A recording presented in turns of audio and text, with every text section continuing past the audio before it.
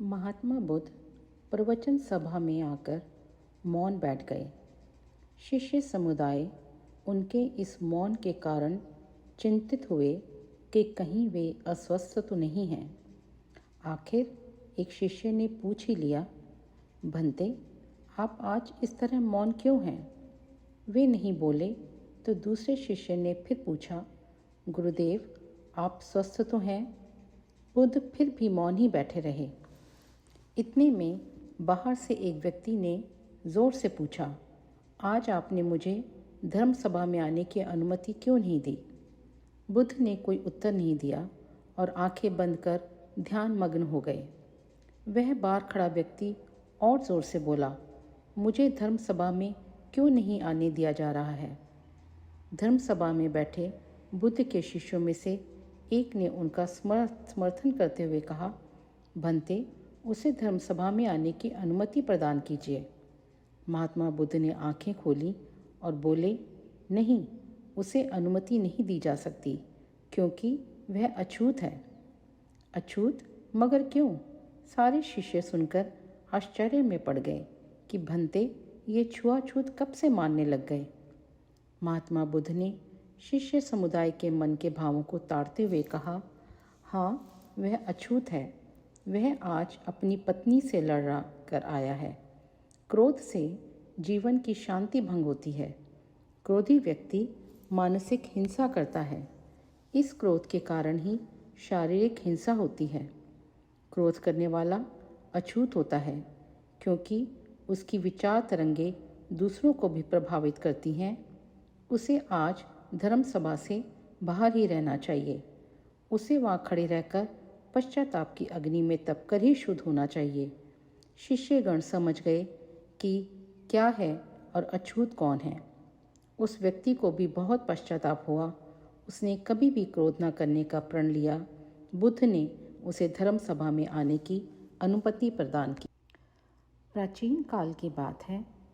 मगध देश की जनता में आतंक छाया हुआ था। अंधेरा होते ही लोग घरों से बाहर निकलने की हिम्मत नहीं जुटा पाते थे। कारण था अंगुलीमाल। अंगुलीमाल एक खूंखार डाकू था जो मगध देश के जंगल में रहता था। जो भी राहगीर उस जंगल से गुजरता था वह उसे रास्ते में ही लूट लेता था और उसे मारकर उसकी एक अंगुली काटकर माला के रूप में अपने गले में पहन लेता था।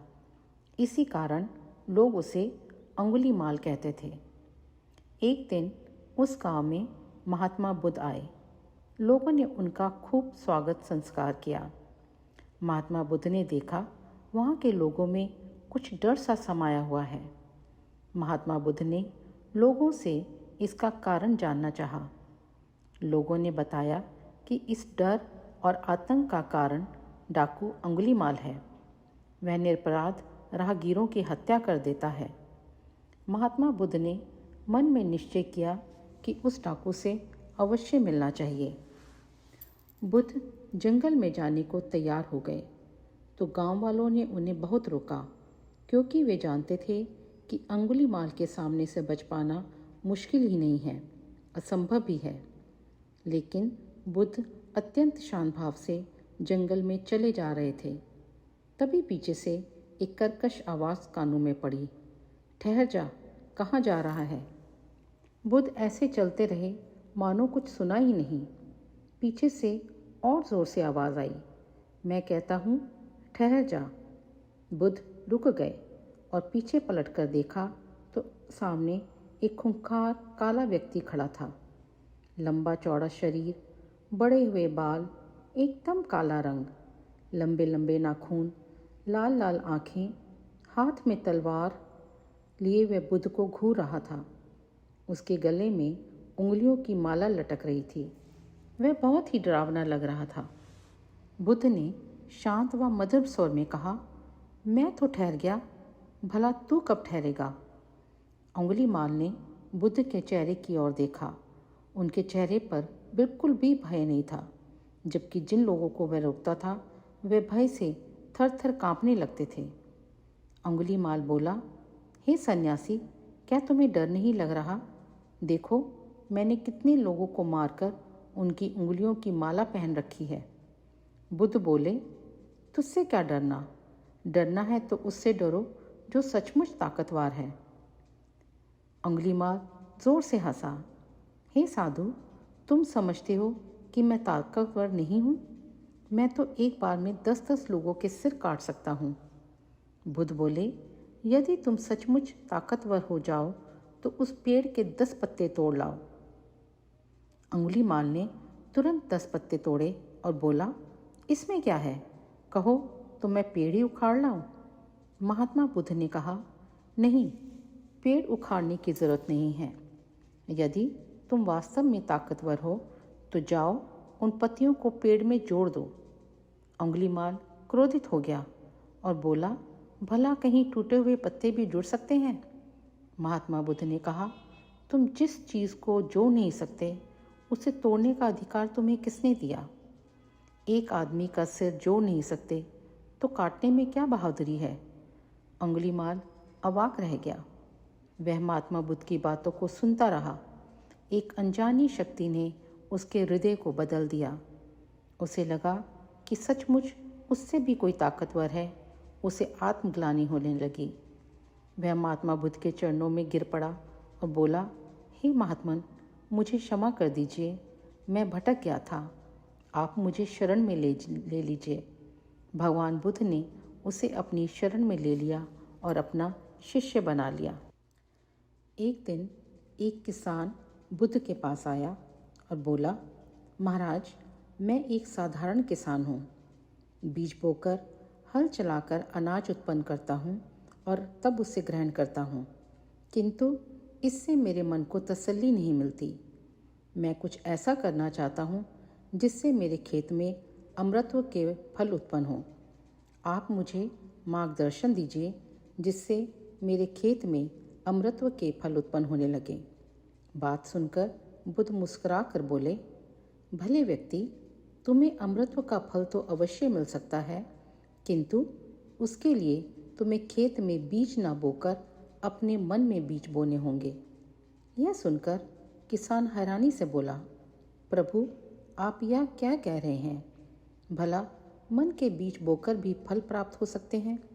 बुद्ध बोले, बिल्कुल हो सकते हैं, और इन बीजों में से तुम्हें जो फल प्राप्त होंगे वो वाकई साधारण न होकर अद्भुत होंगे, जो तुम्हारे जीवन को भी सफल बनाएंगे और तुम्हें नेकी की राह में दिखाएंगे। किसान ने कहा, प्रभु, तब तो मुझे अवश्य बताइए कि मैं मन में बीज कैसे बोऊं?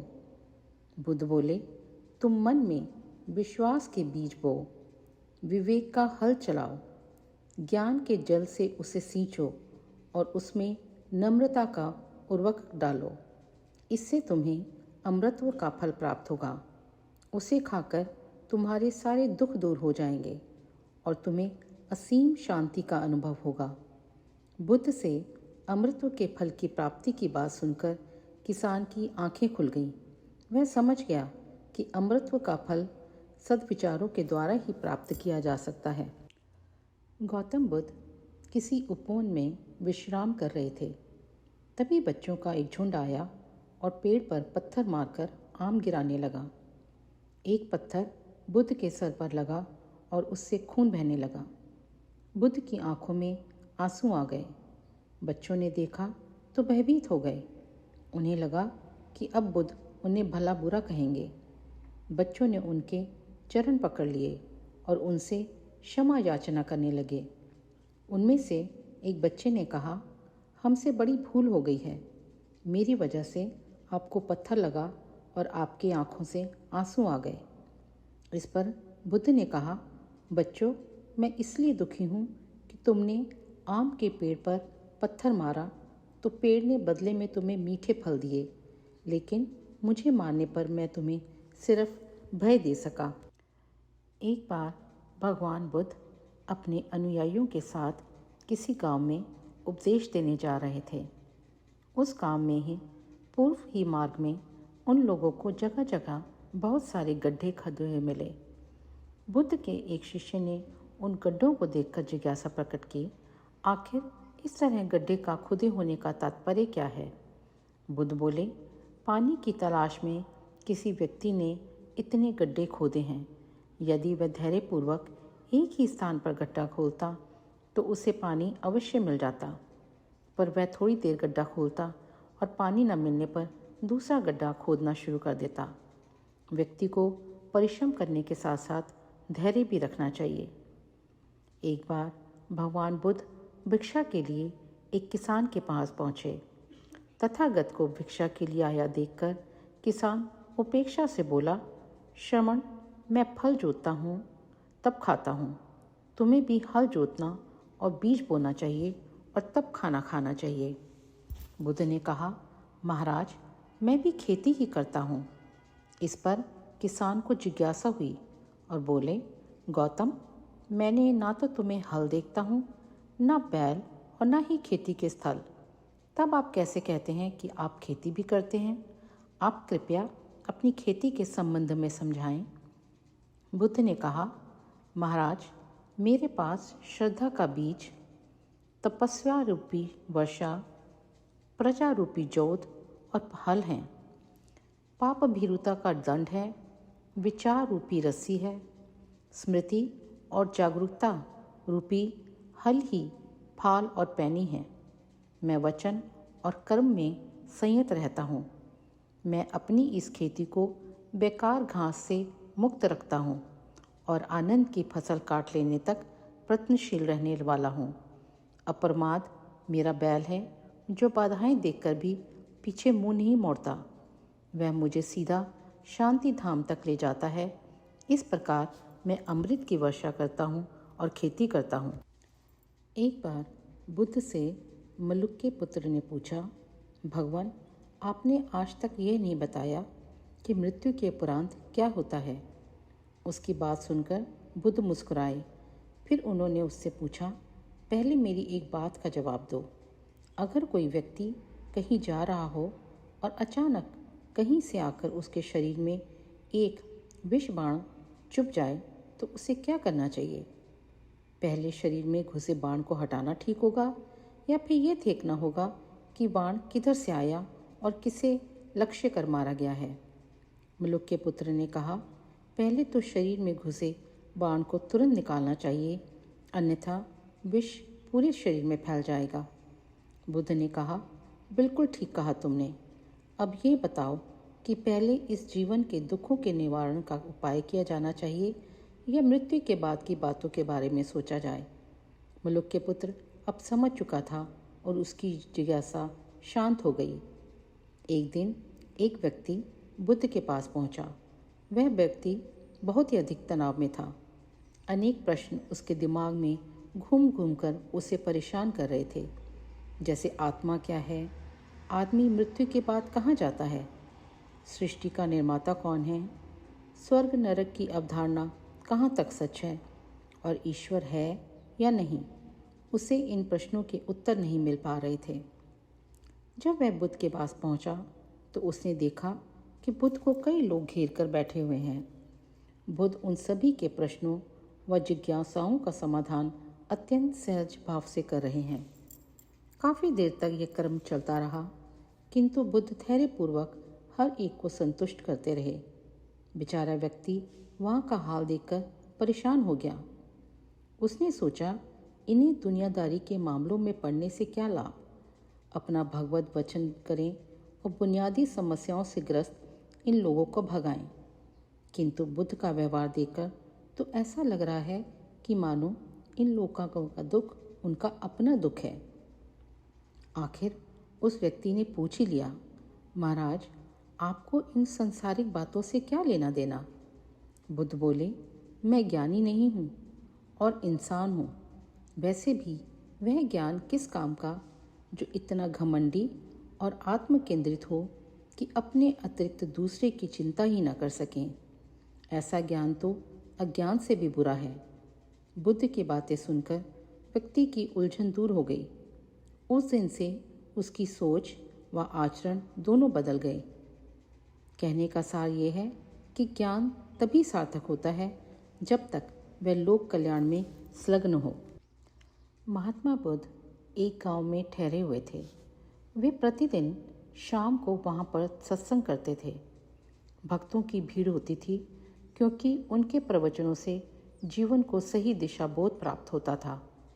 बुद्ध की वाणी में गजब का जादू था। उनके शब्द श्रोता के दिल में उतर जाते थे।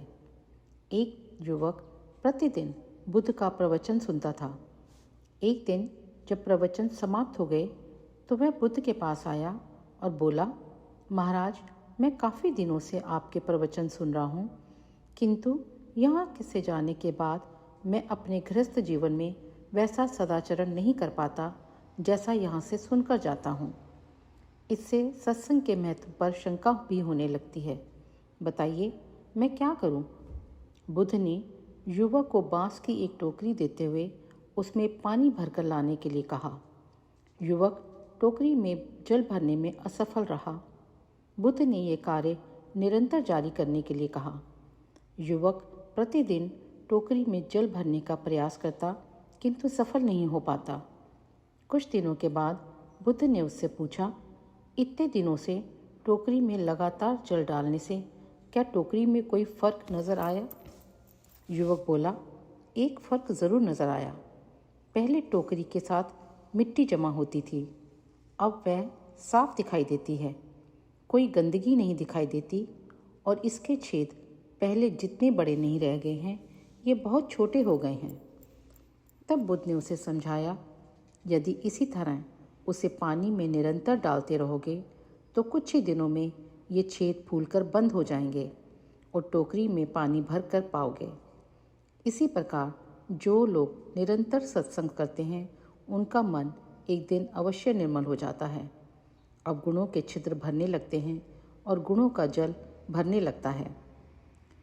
युवक ने बुद्ध से अपनी समस्या का समाधान पा लिया। निरंतर सत्संग से दुर्जन भी सज्जन हो जाते हैं, क्योंकि महापुरुषों की पवित्र वाणी उनके मानसिक विकारों को दूर कर उनके सत्य विचारों का आलोक प्रचारित कर देती है। एक बार की बात है, महात्मा बुद्ध अपने शिष्यों के साथ घूमते हुए विशाली नगरी में पहुँचे। विशाली को उस समय 16 महाजनपदों में से एक महत्वपूर्ण जनपद माना जाता था, जिसकी ख्याति दूर दूर तक फैली हुई थी। यह नगरी परम वैभवशाली और हर तरफ से संपन्न थी। महात्मा बुद्ध के आने की बात पूरे नगर में फैलते देर न लगी। जिसे जब पता चलता वह तभी उनसे मिलने पहुंच जाता और उनके उपदेश सुनकर खुद को भाग्यशाली समझता। बुद्ध का चरित्र ही ऐसा प्रभावशाली था कि उनसे प्रभावित हुए बिना कोई नहीं रह सकता था। उस नगर की गणिका और राजनर्तकी आम्रपाली भी बुद्ध से मिलने की इच्छुक थी। वह खुद महात्मा बुद्ध के पास चलकर आई और उन्हें अपने घर भोजन के लिए आमंत्रित किया। उसने इतनी सरल और प्रेम भाव से बुद्ध से विनती की कि बुद्ध मना नहीं कर सके। जब यह बात उनके शिष्यों को पता चली कि महात्मा बुद्ध ने एक गणिका का आमंत्रण स्वीकार किया है, तो सबने इसका विरोध किया। महात्मा बुद्ध ने बड़ी सरलता से अपने शिष्यों से कहा, मैंने तो उसकी प्रेम भावना देखी। उसने जिस भावना से मुझे बुलाया है वह बिल्कुल पवित्र और निश्चल था। वह आज मुझसे मिलने एक गणिका बनकर नहीं, बल्कि एक भक्ति भाव से आई थी। फिर भला मैं कैसे उसका आमंत्रण स्वीकार न करता, वह चाहे एक वेश्या हो या कोई सन्यासी। यथा समय बुद्ध आम्रपाली के घर भोजन के लिए गए। वह पहले से ही भोजन की सारी व्यवस्था करके भगवान बुद्ध के आने की राह देख रही थी। मन में ये विचार भी आ रहा था कि कहीं बुद्ध उनकी बातों से मुकर ना जाएं। इतने बड़े सन्यासी भला क्यों एक वेश्या के बुलाने पर उसके घर आकर भोजन करेंगे। परंतु जैसे ही आम्रपाली ने बुद्ध को अपने घर आते देखा तो उसकी प्रसन्नता का ठिकाना ना रहा। वह दौड़कर दरवाजे पर गई और उनका स्वागत किया। खुद अपने हाथों से भोजन परोसा और उनकी आवभगत की।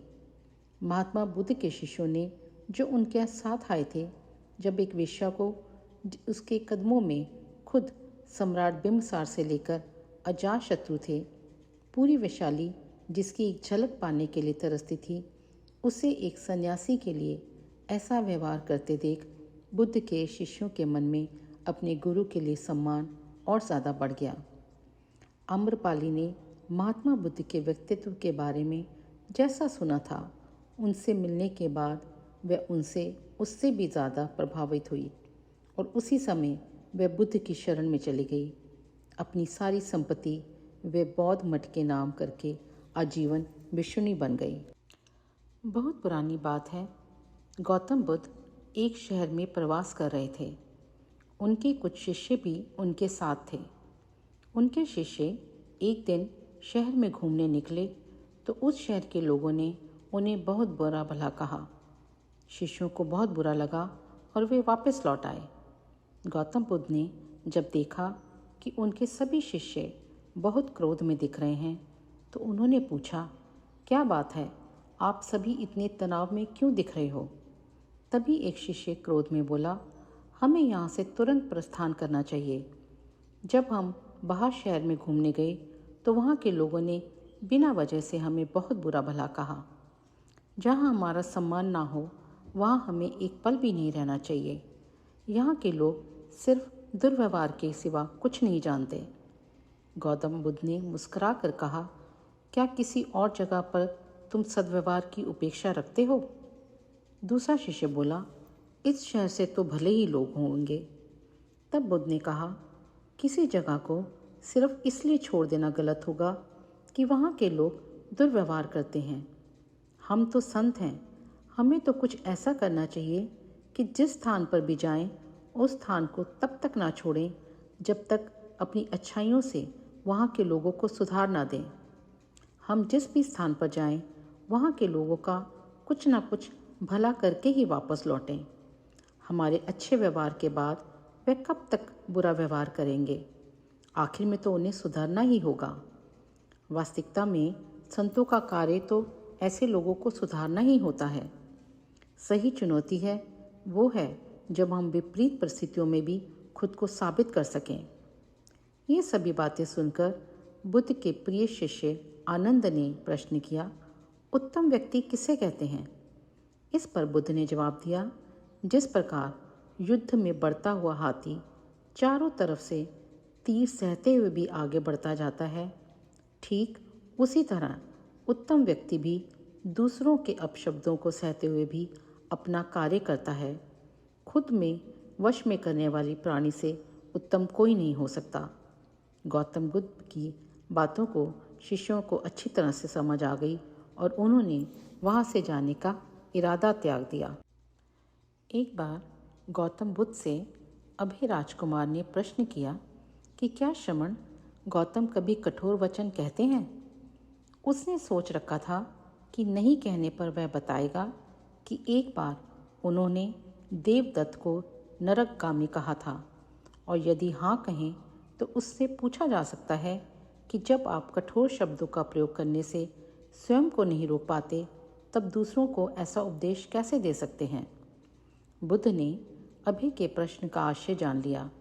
उन्होंने कहा, इसका उत्तर ना तो हाँ में दिया जा सकता है और ना ही नहीं में।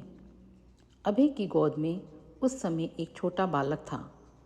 उसकी ओर इशारा करते हुए बुद्ध ने कहा, राजकुमार, यदि दाई के अनजाने में यह बालक अपने मुख में काठ का टुकड़ा डाल दे तो तब तुम क्या करोगे?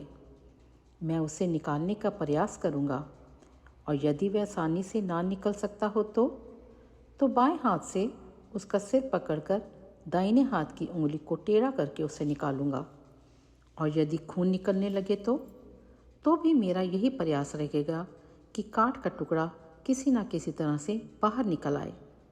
ऐसा क्यों? इसलिए कि भंते, इसके प्रति मेरे मन में अनुकंपा है।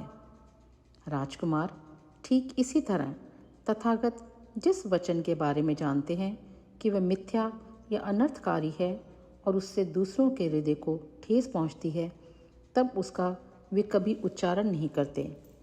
पर इसी तरह से जो वचन उन्हें सत्य और हितकारी प्रतीत होते हैं तथा दूसरों को प्रिय लगते हैं, उनका वे सदैव उच्चारण करते हैं। इसका कारण यही है कि तथागत के मन में सभी प्राणियों के प्रति अनुकंपा है। एक बार विशाली के बाहर प्रचार के लिए जाते हुए गौतम बुद्ध ने देखा कि कुछ सैनिक तेजी से भागती हुई एक लड़की का पीछा कर रहे हैं। वह डरी हुई लड़की एक कुएं के पास जाकर खड़ी हो गई। वह हाँफ रही थी और प्यासी भी थी। बुद्ध ने उस बालिका को अपने पास बुलाया और कहा कि वह उनके लिए कुएं से पानी निकाले, स्वयं भी पिए और उन्हें भी पिलाए। इतनी देर में सैनिक भी वहां पहुंच गए। बुद्ध ने उन सैनिकों को हाथ से संकेत से रुकने को कहा। उनकी बात पर कन्या कुछ झेपती हुई बोली, महाराज, मैं एक अछूत कन्या हूँ। मेरे कुएं से पानी निकालने पर जल दूषित हो जाएगा। बुद्ध ने उससे फिर कहा, पुत्री, बहुत ज़ोर से प्यास लगी है, पहले तुम पानी पिलाओ। इतने में विशाली नरेश भी वहाँ आ पहुँचे। उन्हें बुद्ध को नमन किया और सोने के बर्तन में केवड़े और गुलाब का सुगंधित पानी पेश किया। बुद्ध ने उसे लेने से इनकार कर दिया। बुद्ध ने एक बार फिर बालिका से अपनी बात कही। इस बार बालिका ने साहस बटोरकर कुएं से पानी निकालकर स्वयं भी पिया और गौतम बुद्ध को भी पिलाया। पानी पीने के बाद बुद्ध ने बालिका से भय का कारण पूछा। कन्या ने बताया कि मुझे संयोग से राजा के दरबार में गाने का अवसर मिला था। राजा ने मेरा गीत सुनकर मुझे अपने गले की माला भी पुरस्कार में दी, लेकिन उन्हें किसी ने बताया कि मैं अछूत कन्या हूँ। यह जानते ही उन्होंने अपने सिपाहियों को मुझे कैद खाने में डाल देने का आदेश दिया। मैं किसी तरह से उनसे बचकर यहाँ आ पहुँची हूँ। इस पर बुद्ध ने कहा, सुनो राजन, यह कन्या अछूत नहीं है, आप अछूत हैं। जिस बालिका के मधुर कंठ से निकले गीत का आपने आनंद उठाया, उसे पुरस्कार दिया, वह अछूत हो ही नहीं सकती। गौतम बुद्ध के सामने वह राजा लज्जित हो गए।